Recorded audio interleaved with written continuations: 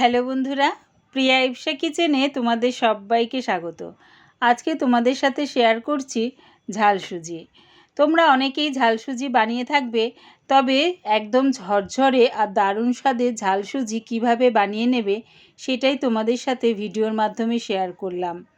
রেসিপিটা ভালো লাগলে প্লিজ আমার চ্যানেলটিকে লাইক ও সাবস্ক্রাইব করে দিও।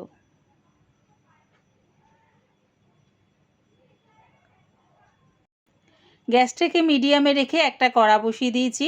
তার মধ্যে দিয়ে দিলাম, দেখো এই কাপের মাপ অনুযায়ী 1.5 কাপ সুজি। এখানে প্রায় 200 গ্রামের মতন সুজি আছে। সুজিটাকে একটু নাড়িয়ে চাড়িয়ে হালকা করে একটু ভেজে নেব। একদম লাল করে ভাজবো না, হালকা যে সুজির কাঁচা গন্ধ থাকে সেই গন্ধটা যাতে চলে যায় সেই রকম হালকা করে ভেজে নামিয়ে নেব। ওই কড়ার মধ্যে দিয়ে দিলাম 3 চামচের মতন রিফাইন তেল। তেলটা গরম হয়ে গেলে দিয়ে দিচ্ছি 1 মুঠ কাঁচা বাদাম। বাদামটাকে একটু ভেজে নামিয়ে নিচ্ছি। দেখো বাদামটা ভাজা হয়ে গেছে, এবার এটা নামিয়ে নিলাম। ওই তেলের মধ্যে দিয়ে দিলাম 1/2 চামচ কালো সর্ষে। কালো সর্ষেটা দিয়ে 30 সেকেন্ডের মতন একটু ভেজে নিলাম। তার মধ্যে দিয়ে দিলাম 2টো মাঝারি সাইজের পেঁয়াজ কুচি।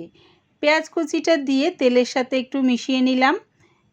এবারে দিয়ে দিচ্ছি কারি পাতা। কারি পাতাটা দিয়ে একটু ভাজা ভাজা করে নিলাম পেঁয়াজের সাথে।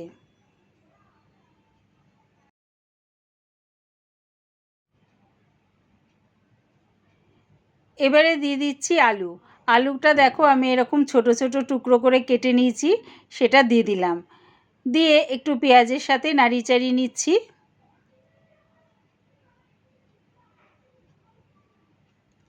দিচ্ছি গাজর। গাজরটাকেও দেখো এরকম ছোট ছোট টুকরো করে কেটে নিয়েছি, গাজরটাও আমি দিয়ে দিলাম। সব কিছু দিয়ে একটু লাল লাল করে ভেজে নেব। এবারে দিয়ে দিলাম 4টে কাঁচা লঙ্কা কুচি। ঝালটা কম বেশি করে তোমরা ব্যবহার করো। দিচ্ছি স্বাদ অনুযায়ী নুন,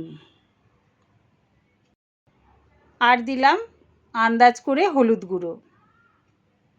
সব কিছু দিয়ে ভালো করে মিশিয়ে নিয়ে গ্যাসটাকে মিডিয়াম টু লোতে করে চাপা দিয়ে এটা হতে দিলাম।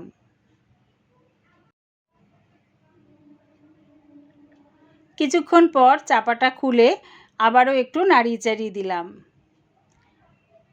এবারে দিলাম একটা বড় সাইজের টমেটো কুচি, আর দিচ্ছি 1 চামচ আদার পেস্ট। সব কিছু দিয়ে আবারও ভালো করে মিশিয়ে নিলাম। মিশিয়ে গ্যাসটাকে মিডিয়াম টু লোতে করে চাপা দিয়ে এটা হতে দিলাম। কিছুক্ষণ পর আবারও চাপাটা খুলে নিলাম। দেখো আলুটা প্রায় সেদ্ধই হয়ে এসছে, আর গাজরটাও সেদ্ধ হয়ে গেছে। এবারে দিয়ে দিচ্ছি আগে থেকে ভেজে রাখা সুজিটা। সুজিটা দিয়ে আবারও একটু নাড়িয়ে চাড়িয়ে নিচ্ছি।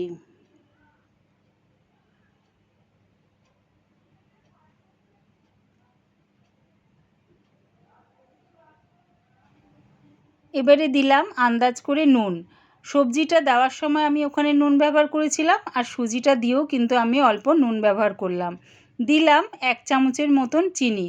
সব কিছু দিয়ে অনবরত আমি 3 মিনিট ধরে সুজিটাকে নাড়িয়ে চাড়িয়ে নিয়েছি। দিলাম আগে থেকে ভেজে রাখা বাদামটা।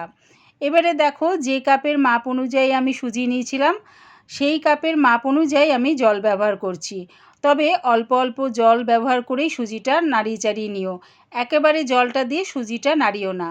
1.5 কাপ সুজি নিয়েছি, তাই আমি এখানে 2 কাপের মতন জল ব্যবহার করলাম। আর জলটা কিন্তু আমি অল্প অল্প দিয়ে সুজিটাকে নাড়াতে থাকছি। 2 কাপের মতন আমার জল দেওয়া হয়ে গেছে। এবারে দেখো সুজিটাকে ভালো করে নাড়িয়ে চাড়িয়ে গ্যাসটাকে একদম লোতে করে চাপা দিয়ে এটা একটু হতে দিলাম। প্রায় 2 মিনিটের পর চাপাটা খুলে নাড়িয়ে চাড়িয়ে নিচ্ছি। দেখো সুজিটা একদম ঝরঝরে হয়েছে। এবারে দিয়ে দিলাম পাতিলেবুর রস। অর্ধেক পাতিলেবুর রস আমি এর মধ্যে দিয়ে দিলাম। রসটা দিয়ে গ্যাসটাকে এবারে অফ করে দিলাম, দিয়ে ভালো করে সুজির সাথে মিশিয়ে নিলাম। একবার আমার মতন করে এই ঝাল সুজি বানিয়ে দেখো, কেমন হয়েছে কমেন্টের মাধ্যমে জানিও। রেডি হয়ে গেছে ঝাল সুজি। আমার এই ঝাল সুজির রেসিপিটা পুরো দেখার জন্যে প্রিয়া ইপসা কিচেনের থেকে তোমাদের সবাইকে অনেক ভালোবাসা রইল। রেসিপিটা দেখে ছেড়ে যাওয়ার আগে প্লিজ আমার চ্যানেলটিকে সাবস্ক্রাইব করে দিও।